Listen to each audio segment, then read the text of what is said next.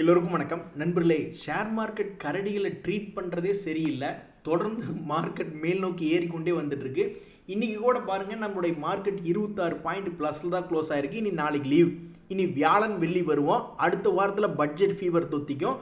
ஆக மொத்தம் நம்மளுடைய ஷேர் மார்க்கெட்டில் பணம் போட்டவங்களுக்கு இப்போதைக்கு சந்தோஷம்தான் இருக்குது. இந்த சூழ்நிலையிலேயே யாராவது லாஸாக இருந்தீங்கன்னா அப்போ நீங்கள் எடுத்த முடிவு தப்பு. அதாவது யாராவது ஒருத்தர் வந்து என்ன ஷேருங்க வாங்கியிருக்கீங்க, ஏங்க இதை வாங்கினீங்க அப்படின்னு கேட்டால் நீங்கள் ஏதாவது ஒரு பதில் சொல்லணும்ல. அந்த கம்பெனி நல்லா டிவிடெண்ட் கொடுக்குறானுங்க, அதனால் எடுத்தேன். அந்த கம்பெனி நல்லா க்ரோத் ஆகிட்டு இருக்கு. 4 வருஷத்துக்கு முன்னாடி 10 கோடி தான் லாபம் பண்ணால் இப்போ 400 கோடி லாபம் பண்ணிக்கிட்டு இருக்கான். ஸோ அது ஒரு க்ரோத் கம்பெனியாக இருக்குது, அதனால் எடுத்தேன். இல்லை ஒரு டெக்னிக்கல் இண்டிகேட்டர் யூஸ் பண்ணி நான் எடுத்தேன். இல்லை ஃபியூச்சரிஸ்டிக்காக இவங்க செமிகண்டக்டர் கம்பெனிலாம் ஆரம்பிக்க போகிறாங்களாம், அல்லது க்ரீன் எனர்ஜியில் பெரிய ஆக போகிறாங்களாம். ஒரு 10,000 கோடி கடன் வேறு வாங்கியிருக்காங்க அந்த பிளான்ட் எல்லாம் ஸ்டார்ட் பண்ணுறதுக்கு, எக்ஸ்பென்ஷனில் போகிறாங்க அப்படின்ற மாதிரி ஏதாவது ஒரு ஃபியூச்சரிஸ்டிக் நியூஸ் நீங்கள் காரணமாக சொல்லணும். எதுவுமே சொல்லாமல் நான் என்னமோ எடுத்தேங்க சார் அப்படின்னா அதில் எந்த விதமான அடிப்படை ஃபண்டமெண்டல் டேட்டாவும் பேக்கப் பண்ணலன்னு வச்சிங்களேன். அப்போ ஏறிட்ட பரவாயில்ல, யாருமே கேள்வி கேட்க மாட்டாங்க. நீங்கள் வச்சிருக்கிற ஷேர்ஸ் போர்ட்ஃபோலியோ இப்போ லாபத்தில் இருக்குது, மார்க்கெட்டு உச்சத்தில் இருக்குன்னா யாரும் கேட்க போகிறதில்ல.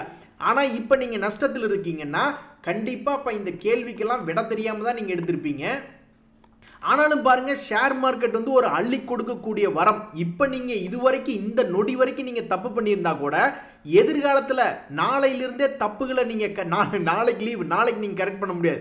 பட் மார்க்கெட் ஓப்பன் ஆகக்கூடிய வர வியாழக்கிழமையிலிருந்து உங்க தப்புகளை கரெக்ட் பண்ணிட்டு நீங்க எடுக்கக்கூடிய ஒவ்வொரு ஷேரும் முத்து முத்தா பார்த்து எடுத்தீங்கன்னா உங்களை அன்னைக்கே காப்பாற்றலினாலும் ஒரு 2 வருஷம் கழிச்சு அது காப்பாற்றுவான். நண்பர்களே, இன்னைக்கு ஷேர் மார்க்கெட்டில் ஒரு ஹாட் டாபிக், ஒரு பிரேக்கிங் நியூஸ் என்னன்னா, பஜாஜ் ஆட்டோ ஷேர்னுடைய ரிசல்ட் பேஸ் பண்ணி இன்னைக்கு அந்த ஷேர் வந்து திடீர்னு ஏறி இறங்கினது தான். அதாவது ஷேர் மார்க்கெட்டில் இருக்கிறவங்களுக்கே புரியல, வந்த ரிசல்ட்டை பேஸ் பண்ணி இவனை மேலே ஏற்றுறதா அல்லது கீழே இறக்குறதா அப்படின்ற ஒரு தெளிவான பார்வை இல்லாமல் போயிடுச்சு.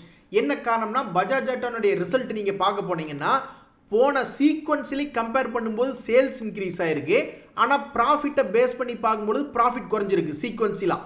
பட் போன வருஷத்தினுடைய ப்ராஃபிட்டையும் சேல்ஸையும் கம்பேர் பண்ணி பார்க்கும்போது அதில் இம்ப்ரூவ் ஆயிருக்கான். அதாவது போன வருஷத்துக்கு இந்த வருஷமும் இம்ப்ரூவ் ஆயிருக்கான்னா அவன்கிட்ட க்ரோத் இருக்குன்னு அர்த்தம். 4 கால் பாய்ச்சலில் ஓடுறான்னு அர்த்தம். போன வருஷத்துக்கு இந்த வருஷமும் க்ரோத் இருந்து போன குவார்ட்டருக்கு இந்த குவார்ட்டருக்கும் கம்பேர் பண்ணி அதுவும் நல்லா இருந்தால் 8 கால் பாய்ச்சலில் ஓடுறான்னு அர்த்தம்.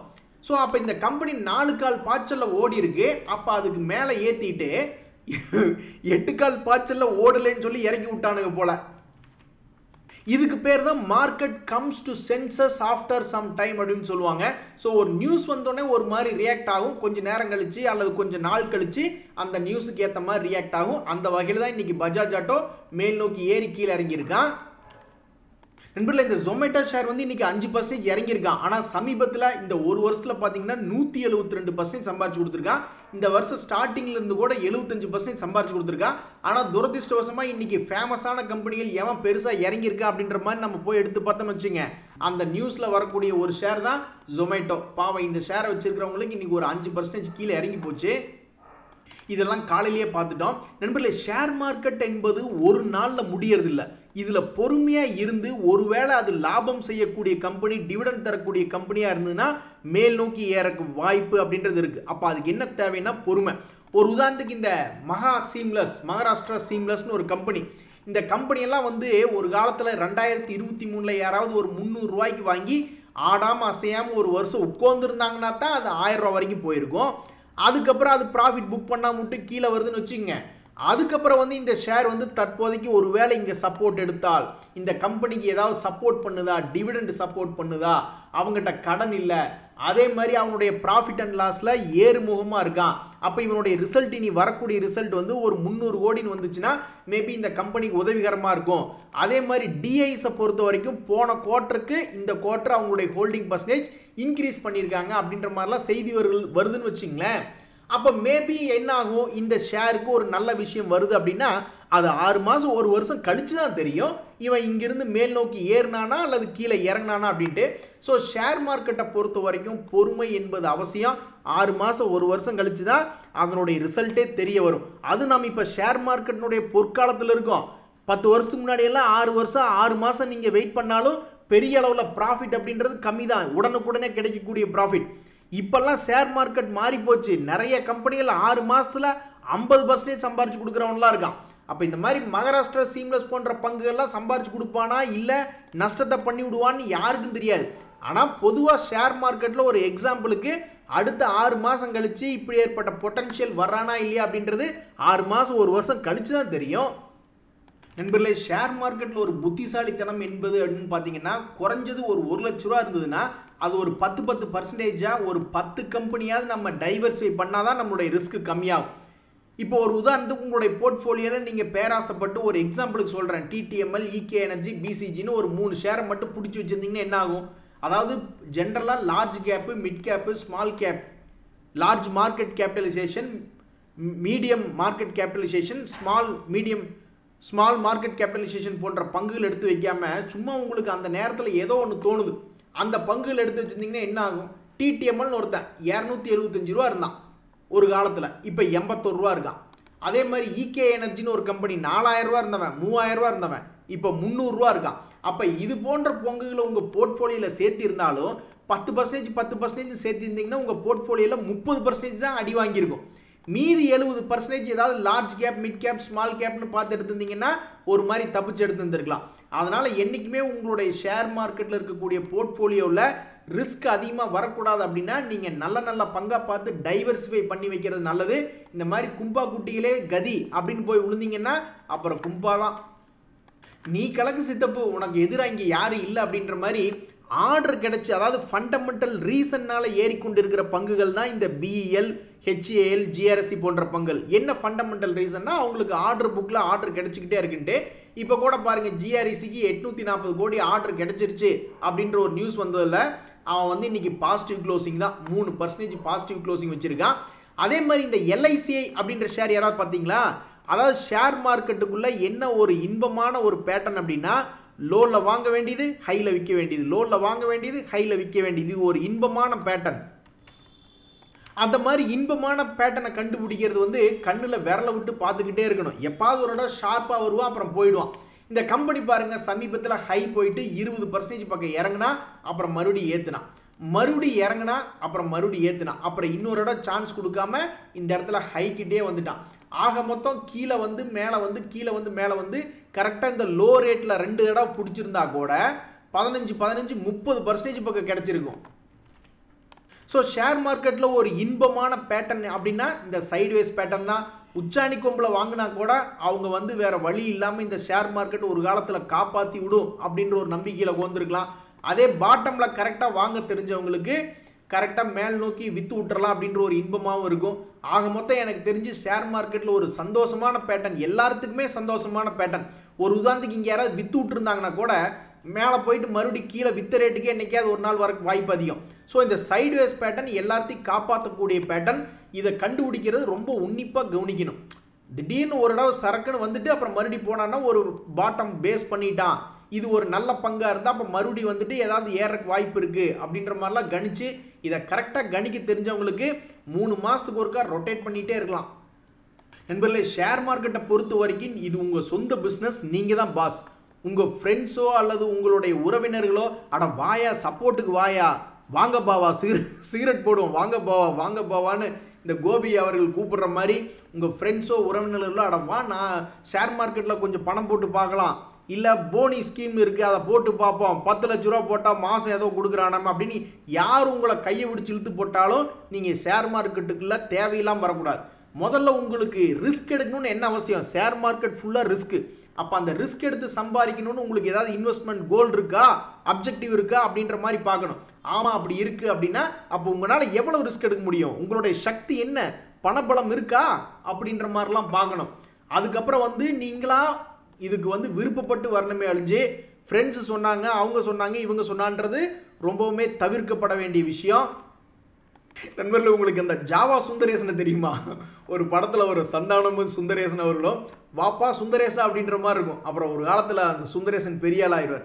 அது மாதிரி இந்த நாட்கோ ஃபார்மா அப்படின்றது கடந்த சில வருடங்களாக நீங்கள் பார்த்தீங்கன்னா அந்த நாட்கா ஃபார்மானுடைய வேலையே வந்து ஒரு உச்சிக்கு வர வேண்டியது, அப்புறம் குப்புறப்படுத்த வேண்டியது, மறுபடியும் ஒரு உச்சிக்கு வர வேண்டியது. இப்போ கூட சமீபத்தில் 2021 வந்திருக்கு, அதுக்கப்புறம் குப்புறப்படுத்த வேண்டியது, அப்புறம் மறுபடியும் இப்போ வந்து 2024 ஒரு உச்சம் வந்திருக்கு. ஆனால் பழைய கேஸுகளை விட இப்போ ஒரு கேஸ் என்ன அப்படின்னு பார்த்தீங்கன்னா மார்க்கெட் நல்லா இருக்கு, அதுவும் இல்லாமல் இவன் மல்டி இயர் ஹை அப்படின்றத தாண்டி ட்ரேட் ஆகிட்டு இருக்கான். அப்போ பொதுவாக ஷேர் மார்க்கெட்டில் மல்டி இயர் ஹையெல்லாம் தாண்டி பிரேக் அவுட் ஆகி ட்ரேட் ஆகக்கூடிய ஷேர்ஸ் வந்து மறுபடியும் தொடர்ந்து மேல் நோக்கி ஏறக்கு சாதகமான அம்சங்கள் வருது. அப்போ இந்த நாட்கோ ஃபார்மா 2000 ரூபாயை போய் வருங்காலத்தில் தொடுமா அப்படின்றது ஒரு சுவாரஸ்யமான செய்தியாக இருக்கும். தொடுதா இல்லையா அப்படின்னு பார்க்குறது 6 மாதம் கழித்து ஃபாலோ பண்ணி பார்க்கும் பொழுது தெரிஞ்சிடும். இவன் 2000 ரூபா போனானா இல்லை 2021 எப்படி கீழே விழுந்தானோ அதே மாதிரி இப்போ விழுகிறானா அப்படின்றது ஒரு 6 மாதம் கழித்து பார்த்தா தெரியும். அட பாவி டே, நான் ஊரில் எப்பேற்பட்ட ஆள் அப்படிங்கிற மாதிரி இந்த ஏசியன் பெயிண்ட் ஷேர் வச்சுருக்கிறவங்கெல்லாம் புலம்பிக்கிட்டு இருக்காங்க. ஒரு காலத்தில் எப்படி இருந்த ஷேர் இப்போ ஏற மாட்டேங்கிறேனே அப்படின்ட்டு. இன்றைக்கி இந்த சிர்கா அப்படின்னு ஒரு கம்பெனி ஒன்று பார்த்துக்கிட்டு இருந்தேன். அதாவது சிர்கா பெயிண்ட்ஸ்னு 4% ஏறி இருந்தான். அடப்பாவி அப்படின்னு பார்த்தோம்னா அவன் டிவிடெண்ட் 0.4% கொடுக்குற ஆள் தான். அதே மாதிரி அவன்கிட்ட கடன் இல்லை. முதலீட்டாளரில் பார்க்கும்பொழுது எஃப்ஐஎஸ் வந்து ஒரு 5% பக்கம் வச்சுருக்காங்க. அதுவே நீங்கள் இவனுடைய P&L அப்படின்றத எடுத்து பார்த்தீங்கன்னா வெறும் 51 கோடி செஞ்சு கொண்டு இருக்கக்கூடிய ஒரு கம்பெனி. ஆனால் இவன்கிட்ட ப்ராஃபிட் க்ரோத் இருக்குது. 1 கோடி இதுக்கு முன்னாடி பண்ணிக்கிட்டு இருந்தால் இப்போ 51 கோடி. இதுவே நீங்கள் ஏஷியன் பெயிண்ட்ஸ் எடுத்து பார்த்தீங்கன்னா 5500 கோடி லாபம் மட்டுமே செய்து கொண்டு இருக்கக்கூடிய ஒரு பிரம்மாண்டமான கம்பெனி. 5000 கோடி லாபம் மட்டுமேங்க அப்பா. அப்போ இந்த கம்பெனி எவ்வளவு ஏறி வந்ததுக்கு அப்படின்னு கடந்த ஒரு வருஷத்தில் பார்த்தீங்கன்னா படுத்த மேனிக்கு இருக்கான், இயர் லோவில் இருக்கான். ஆனால் நிறைய சின்ன சின்ன பெயிண்ட் கம்பெனிகள், ஒரு உதாரணத்துக்கு இந்த சிர்கா பெயிண்ட்ஸ் அப்படின்றத நான் எடுத்து பார்க்குறேன். அவன்லாம் லோ ரேட்லேருந்து ஏறி வர ஆரம்பிச்சிட்டான். 280 ரூபா வரைக்கும் லோ போனவன் ஒரு ஷேருக்கு 100 ரூபா ஏறி 350 ரூபா வந்துட்டான். இன்னொரு 50 ரூபா முக்கி ஏறிட்டான்னா இவன் பெயிண்ட் கம்பெனிகளில் பெரிய கதாநாயகன் ஆகிடுவான். ஆனால் இந்த ஏஷியன் பெயிண்ட்ஸ் இன்னும் இயர் லோவில் தூங்கிட்டு இருக்கு. என்ன ஒரு கொடுமை பாருங்களேன். நமக்கு மனைவியும் அமையல, ஷேரும் அமையலன்ட்டு போக வேண்டியதான். நண்பர்கள், இந்த சமயத்தில் வந்து எல்லாருமே என்ன யோசிச்சு பார்க்குறாங்கன்னா கடந்த காலத்தில் இந்த ஷேர் இந்த மாதிரி பண்ணியிருக்கு, அப்போ இனிமேல் இப்படி பண்ணுமா அப்படின்ற மாதிரி நிறைய பேர் யோசிக்கிறாங்க. அதுக்கு சில ஷேர்கள் வந்து அந்த மாதிரி நடத்தி காட்டுறான். அதனால் அவங்க மனசில் என்ன தோணுதுன்னா ஒரு வேளை நடந்துருமோ அப்படின்ட்டு. ஆனால் அப்படி நடக்கணும்னு அவசியம் இல்லை. இப்போ ஒரு உதாரணத்துக்கு துவாரிகே சுகர் அப்படின்னு ஒரு ஷேர். இந்த கம்பெனி வந்து கிட்டத்தட்ட 2.63 அப்படின்றது டிவிடெண்ட் கொடுக்கக்கூடிய கம்பெனி. ஓரளவுக்கு நல்ல டிவிடெண்ட் தான். அதே மாதிரி இப்போ வரைக்கும் இவன் லாபமாக தான் இயங்குறான், நஷ்டமாக இயங்கலை. கடந்த 7-8 வருஷத்தை எடுத்து பார்த்தோம்னா லாபகரமாக தான் இயங்கிட்டு இருக்கான். ஆனால் என்ன ஒரு பிரச்சனை அப்படின்னு பார்த்தீங்கன்னா 2022 ஒரு தடவை நல்லா ஹை அடிச்சிருக்கான், 2023 ஒரு ஹைக் அடிச்சிருக்கான். ஆனால் இந்த 2024 இன்னும் ஒரு ஹை கூட அடிக்கல. கடைசிக்கு அவன் 100 ரூபா 110 ரூபா வந்தாலும் சரி, 140 ரூபா வந்தாலும் சரி ஒரு நல்ல வருமானம் தான். ஆனால் இவனுக்கு எதுவும் நியூஸ் வர மாட்டேங்குது. சமீபத்தில் சுகர் ரிலேட்டடாக அப்பப்போ வருஷத்துக்கு ஒருக்க ஏதாவது ஒரு அமைச்சர் என்னத்தையாவது சொன்னார்னு ஒரு நியூஸ் வரும். அந்த சமயத்தில் கூட இவன் 60 ரூபாயிலிருந்து 80 ரூபா தான் வந்தான். ஒரு 20 ரூபா தான் ஏறினா. அது பெரிய லாபம் இல்லை. பெரிய லாபம் எப்போ அப்படின்னா 70 ரூபாயிலிருந்து 140 ரூபா வந்துச்சுன்னா தான் பணத்தை டபுள் பண்ணி விட்டா தான் ஷேர் மார்க்கெட்டுக்கு ஒரு மரியாதை. அப்போ இவன்லாம் வந்து கடந்த காலத்தை ரிப்பீட் பண்ணுவானா இல்லை பண்ண மாட்டானா அப்படின்றது கண்டுபிடிக்கிறது ரொம்ப ரொம்ப கஷ்டம். ஆனால் எல்லாம் என்ன எதிர்பார்ப்பாங்க, 2022 நடந்த மாதிரி 23 நடந்த மாதிரி ப்ளீஸ் ஒரு இடம் 24 நடந்து காட்டேன் அப்படின்ற மாதிரி தான் யோசிப்பாங்க. பட் அது நடக்குதா இல்லையா அப்படின்றது பொறுத்திருந்து தான் பார்க்கணும். நண்பர்களே, இன்னொரு எக்ஸாம்பிள் சியன்ட் அப்படின்னு ஒரு ஷேர். அதாவது நீங்கள் பெரிய பெரிய முதலீட்டாளர்லாம் பார்த்தீங்க வச்சிங்களேன், அவங்க எப்படி ஸ்டாக் செலக்ட் பண்ணி வாட்ச் லிஸ்ட்டில் வைப்பாங்கன்னா ஒரு குறிப்பிட்ட ரேஞ்சை விட்டு பெரிய அளவில் மேலேயோ கீழேயோ நல்ல மூவ்மெண்ட் காட்டுற மாதிரி. ஏன்னா கீழே பெருசாக வந்தால் வேகமாக நடக்கணும் எது நடந்தாலும். அந்த மாதிரி இருக்கக்கூடிய பங்குகளை தான் அவங்க கான்சென்ட்ரேட் பண்ணுவாங்க. ஒரு உதாரணத்துக்கு இந்த சியன்ட் அப்படின்ற ஷேர் வந்து நல்ல லாபம் செய்யக்கூடிய கம்பெனி. இவனுடைய மூவ்மெண்ட் இப்போதைக்கு எப்படி இருக்குது அப்படின்னு பார்த்தீங்கன்னா ஒரு மிகப்பெரிய ஒரு மூவ்மெண்ட்டை அடுத்த ஒரு 6 மாதத்துக்குள்ளேயோ ஒரு வருஷத்துக்குள்ளேயோ பண்ணக்கூடிய வாய்ப்பு இருக்கக்கூடியதான் அவனுடைய பொசிஷன் பண்ணிக்கிறான், அவனுடைய ப்ரைஸ் பேட்டர்ன். அப்போ ஒருவேளை இவன் இப்படி நீட்டிப்படுத்தி திடீர்னு 2400 வந்தாலும் அந்த பெரிய முதலீட்டாளர்களுக்கு சந்தோஷம்தான். இல்லை வேகமாக 1300 வந்தாலும் அவங்களுக்கு சந்தோஷம்தான். ஏன் அப்படின்னா இந்த சயன்ட் அப்படின்ற கம்பெனியை திண்டுக்கல் போட்டு பூட்ட மாட்டாங்க, எப்படியும் கொஞ்சம் காலத்துக்கு இருக்கும். அப்போ இங்கிருந்து இங்கே போடுற போனால் இங்கிருந்து மேலே போனாலும் சரி தான், அல்லது இங்கே போடுற போனால் ஸ்வங்கின்னு கீழே வந்துச்சுன்னா ஏவரேஜ் பண்ணி மறுபடியும் சம்பாரிச்சுக்கலாமே அப்படின்ற ஒரு எண்ணம் தான். பார்த்தீங்களா, இந்த சியன்ட் அப்படின்றது ஒரு டெக்னாலஜி கம்பெனி. 1.5% டிவிடெண்டும் கொடுத்துக்கிட்டு இருக்கான். P&Lலாம் 700 கோடி அப்படின்னு பண்ணிக்கிட்டு இருக்கான். உங்களுக்கு விப்ரோ ஷேர் ஞாபகம் இருக்கா? அதுலேயும் இந்த பெரிய ஆளு என்ன பண்ணியிருப்பாங்க, இந்த மாதிரி தான் ஏதாவது ஒரு சிமெட்ரிக்கல் ட்ரையாங்கிள் மாதிரி ஒரு மீன் மண்ட பேட்டர்னை போட்டு பார்த்துருப்பாங்க ஒரு காலத்தில். சொல்கிறேன் ஒரு உதாரணத்துக்கு. அப்போ இந்த பேட்டர்ன் வந்து பிரேக் அவுட் ஆகுது அப்படின்ற மாதிரி வச்சுக்கிங்களேன். ஒரு 400 ரூபாய்க்கு பிரேக் அவுட் ஆனது இப்போ இன்னைக்கு பெரிய மூவ்மெண்ட் 555 ரூபா எவ்வளவு வேகமாக காமிச்சிருக்கான் பாருங்க. அப்போ இதனால என்ன ஆகுது, அவங்களுக்கு ஒரு 30% பக்கம் லாபம். எவ்வளவு வேகமாக அவங்க கீழே போனாலும் பயப்பட்டு இருக்க மாட்டாங்க. 150 ரூபா 170 ரூபாயெல்லாம் வந்து இந்த விப்ரோக்கு நல்ல சப்போர்ட் ரேட் தான். ஸோ அப்போ பெரிய ஆளுக இந்த மாதிரி தான் நல்லா பிளாஸ்ட் அவுட் ஆகக்கூடிய பங்கு. அது எந்த பக்கம்னு யாருனாலையும் கண்டுபிடிக்க முடியாது. மேலே போச்சுன்னா குயிக்காக ஒரு லாபம், கீழே போச்சுனாலும் வேகமாக கீழே போகும், அங்கே ஏவரேஜ் பண்ணி மேலே வந்துடும் அப்படின்ற மாதிரி தான் அவங்க கெஸ் பண்ணுவாங்க. இன்றைய தகவல் அனைத்தும் உங்களுக்கு உதவியாக இருந்ததுன்னா எனக்கு சந்தோஷம் தான். ரொம்ப நன்றி, வணக்கம்.